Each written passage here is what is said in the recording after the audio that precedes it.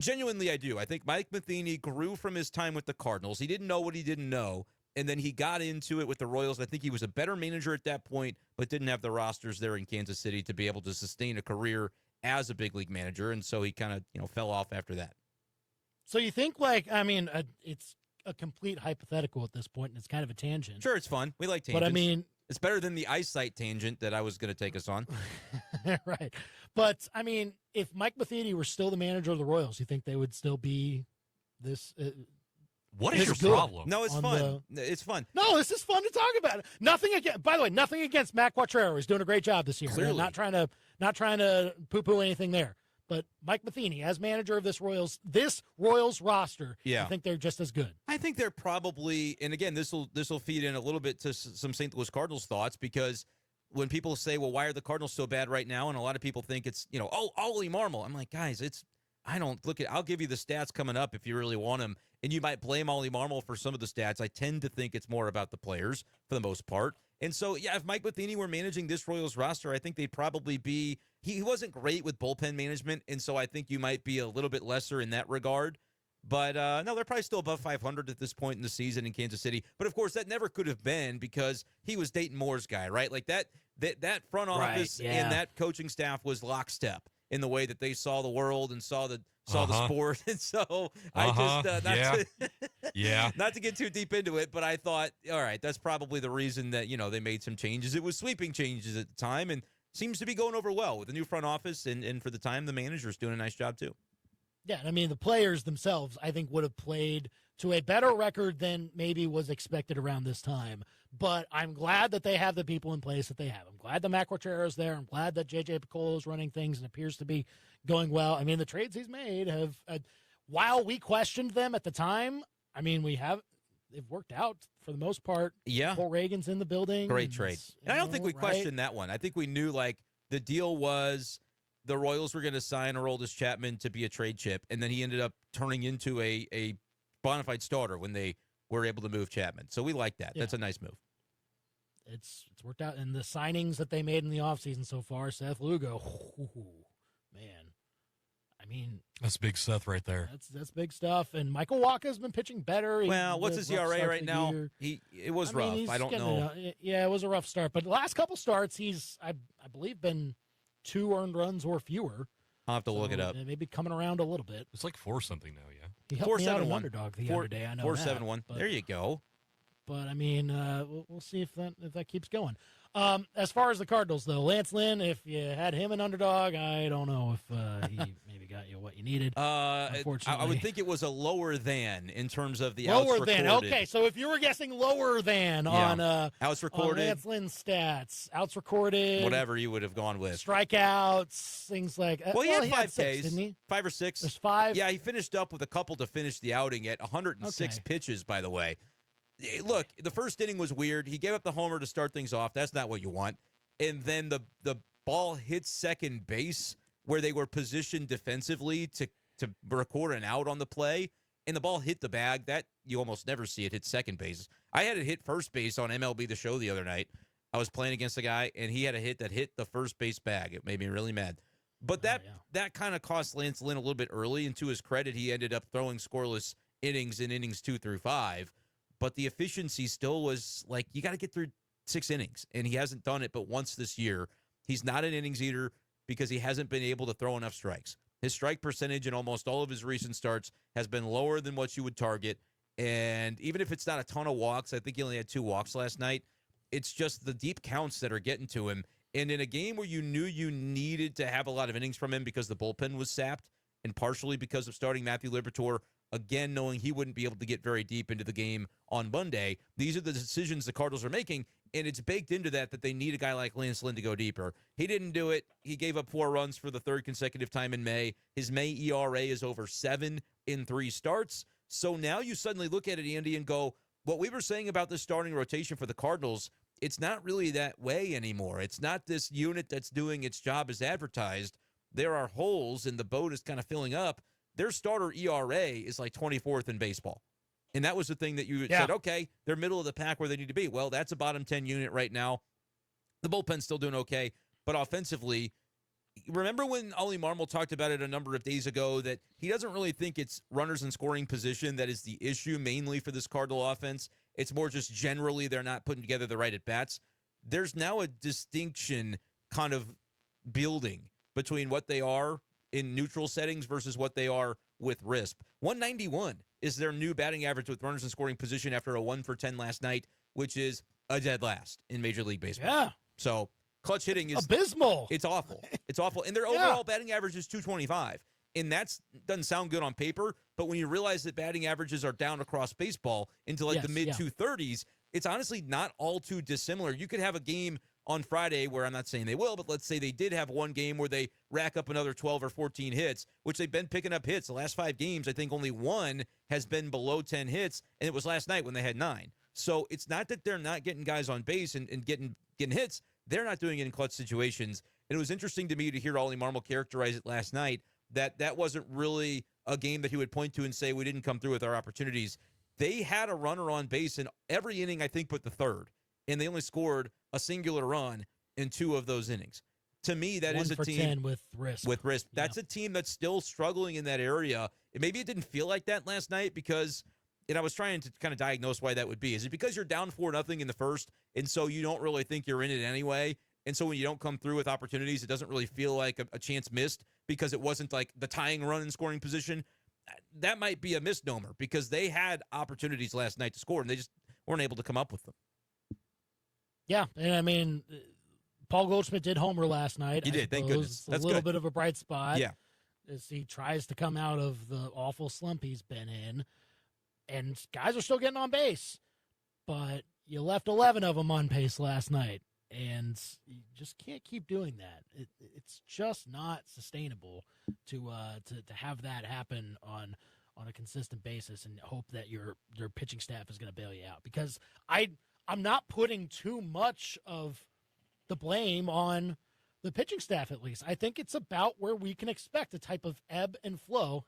There you go. We love that phrase. Of a pitching rotation throughout the year. And no, they are not great this year. The team ERA is in the bottom 10. I understand that. But I think you could have expected some give and take with where that number is going to be month after month as this season goes along, especially with, again, the health of the guys and how they're aging guys. Just plain and simple. They're up there in age. And I think we should have expected that going in. We saw the bright spots that they showed earlier in the year.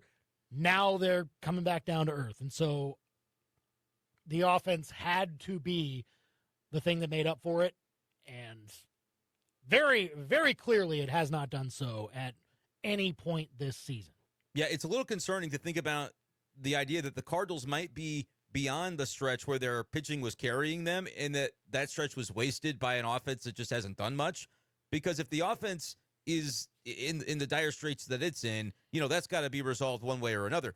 But if the pitching is not a strength anymore either, and you might have said, well, it never really was a strength. Okay, if it's not middle of the pack anymore, because it kind of was that for a while, Miles Michaelis has a 6.19 ERA. That's, something that could go down a little bit, but it's not great. And he had a quality start, I think, his last time out. He's not been performing to expectations. Kyle Gibson, I would say, is the one starter. Well, Sonny Gray, obviously. But even recently, he has an ERA that's now above 3, which is not like this big, scary thing. But it's not that he's automatic when he goes out there. And it felt like for a while coming back down to earth after an excellent start to the year. So I would push back on the notion that the Cardinal rotation was supposed to be like we can't say that anymore, that, it's kind of what you figured it would be. Only if you were really pessimistic is the Cardinal rotation what you figured it would be. And there are a lot of Cardinals fans out there who are exactly like that. And they're going to be kind of tooting their horn because when you call it like you saw it and it ends up being true, every fan likes to feel like they nailed it. And that's why a lot of people were pushing the Cardinals to maybe be a little bit more aggressive in terms of the types of pitchers that they added this offseason. I thought Lance Lynn would be better than what we're seeing from him right now, plain and simple. It's been a trend of about a month that I have noticed, going back to maybe the last really good start was the April 16th one against Oakland. After that, he just has not been very efficient. You're talking about a strike percentage in the 58 to 60 to 61 range most of the time, and I think you would rather see him around 64, 65%, and that's causing him to not get very deep into games. He's also allowing 4 or more earned runs in the majority of these starts. Steven Matz's spot is a complete mystery. I think Liberatore is still listed as the starter for Sunday. As of now, we'll see if that's something that they continue with. We alluded to the struggles for Michaelis, and Sonny Gray has come back down to earth. Save him, Gibby. He's going Friday night against Boston, and that's really the guy that you've been able to rely upon to be as consistent as they come. But that's 1 out of 5, Andy. They're 25th in starter ERA at 4.72 right now in Major League Baseball. Not where you want to be. Nope. And that was the perceived, I don't know if it was a strength, but it was the relative strength of this team through the first 43 games. Yeah. That's the best thing you had going for you. And now that's gone. And now it's gone. So where are you going to turn? Well, the bullpen's still decent. 875 KTGR. Oh, the bullpen, yeah. Just have them pitch 6 innings a game. Well, they're so good. Right? And we know that doesn't last either. When you ask a bullpen to do that, suddenly they're not as effective anymore. And by the way, when I say they're good, they're 15th in reliever ERA at 3.99. Oh, great, yeah. So even that is mid. So, look, you want to say Olie Marmel. Look, I understand that the manager is supposed to get the most out of the players, but I look at this and say they don't have an area of this team that is a strength. Everything is a weakness. And if I told you, hey, 25th in starters ERA, middle of the pack in bullpen ERA, dead last in runners in scoring position batting average, 23rd or 24th in regular batting average, and bottom 5 in OPS, hey, what's the record? You'd go, I don't know, 18 and 25, and you'd be right. They are who we thought they were. That's kind of what we're seeing right now from the Cardinals, and that's not a compliment to the team. Wow. 875 KTGR if you want to call or text us here on the show. Olie is here on the KTGR hotline. Olie, what you got? Okay, so first off, Matheny was a terrible manager. The Royals would be how many games have they played? They have played 45, I think. Yeah. So they'd probably be with Matheny. They'd be 5-3. I'm joking. Maybe not really. Did you say when is 5 this program and 40? going to become mostly Royals?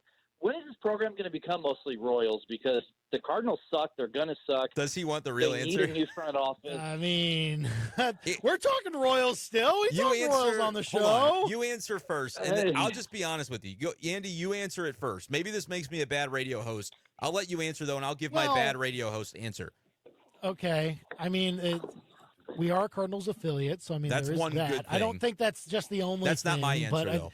But, I mean, it's the Royals are still they're a huge fan base here, and we don't necessarily discriminate by only talking Cardinals. Like, it's just about the Royals sustaining this success, and we've talked about that several times this year, so I think we're starting to get more and more to that bounce. We are. And you guys are getting better. No, and I will give you. You guys are getting better. And OJ, I will let you finish. But I want to answer it too. My reasoning is I know way more about the Cardinals because it's what I do like 24/7. So it's easier to come in and say, here's some insight that you may not get elsewhere when it comes to the Cardinals. Yeah, if he tries to go into the Royals clubhouse, they kick him out. They know, don't let Brenden in. I was going to that's what it is. To answer your question in a real way, when I get a job covering the Royals, that is when we will really shift, and it will flip completely. Anyway, I'm just teasing. It's a good question. It's fair. We'll talk about him.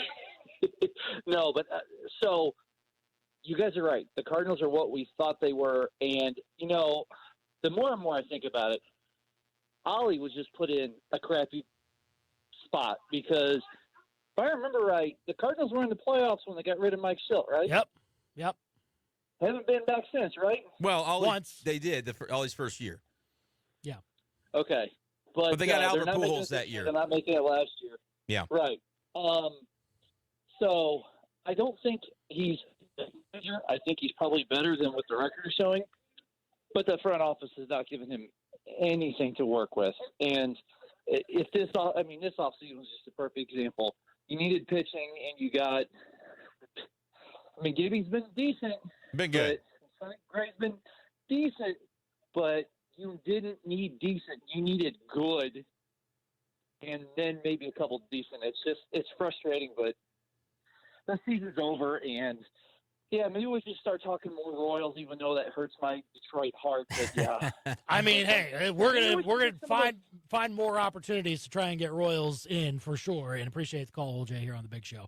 Like that, I agree. We should talk more Royals. It's just that Brenden has his Cardinals brain on all the time. I do, because I'm doing it all the time, and writing about him and talking about him and going to the damn stadium. So that's part of it. That really is part of it. You know what? I blame Elon Musk, because if he had done the Hyperloop, I could go to Royals games just about as often as I go to Cardinals games, and we wouldn't, it's his fault, if we're being honest. Back to Elon. Yeah. It always comes Ruined back to Twitter, him. and then he didn't give us the hyperlink or Hyperloop or whatever they were going to call that. Anyway, no, I think, look, when it comes to Olie Marmel, and a number of days ago we were talking as though he might be in jeopardy. I haven't seen a press release or anything today. I think winning the Angels series and salvaging the non-split in Milwaukee buys you some more time to where the front office says, let's have a look at the way this is going and how things are feeling right now. But I don't think it's infinite. And I'm not saying that's right or wrong. I've been pretty outspoken as thinking that Ollie's getting a raw deal, but he also has to coach these guys up. He's got to manage them up, and he's got to get the most out of the talent. And I don't think anybody would say that, to me, this is not a bottom 5 roster in major leagues, but why are all the statistics bottom 5? You can point to coaching on that front. I just think over the course of time that things will level out a little bit. But my point with this now is that level out likely means the Cardinals are, instead of bottom 5, they're, bottom 10 or 12, and they're 79 and 83. Like, that's a real possibility for where they're at, even talent-wise at this point, if guys are, not going to live up to what we thought their capabilities were. Is it a case if they are who we thought they were? Look, I thought they'd be better than this, so maybe I'm the dummy. But I think a lot of fans are able to say right now, yeah, they are who we kind of worried they might be when we looked at the flaws of this roster coming into the year. 875 KTGR, give us your thoughts on the Cardinals after they are unable to finish off the sweep of the Angels. They'll come home tomorrow to take on the Red Sox. So we'll see if they can try to continue to dig themselves out of this hole, but still a long way to go. Long way to go. They could have been 5 below. Yeah. Now they're 7. It's a quick switch. Just makes it harder. Yep. Makes it harder to dig out.